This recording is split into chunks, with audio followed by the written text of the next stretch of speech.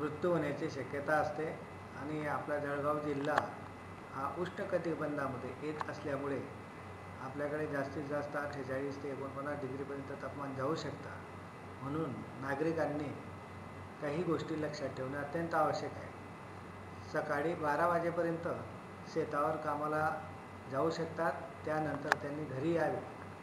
तसेच कामावर जात असताना पांढरा रुमाल डोक्याला गुंडाळावा, काळा याचा जो चष्मा असतो उन्हाचा तो चष्मा घालावा, पाणी किंवा लिक्विड्स म्हणू आपण किंवा जे काही सरबत किंवा ज्यूस आहेत असे लिक्विड पदार्थ जास्तीत जास्त घ्यावे, सावलीचा सहारा घ्यावा.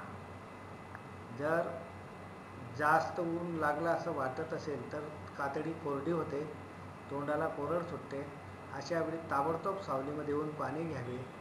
किंवा जर मळमळ झाली, उलटी झाली किंवा एखाद्याला जर झटके यायला लागले तर त्याला ताबडतोब नजीकच्या ग्रामीण आरोग्य केंद्रामध्ये दाखल करावे. ओके.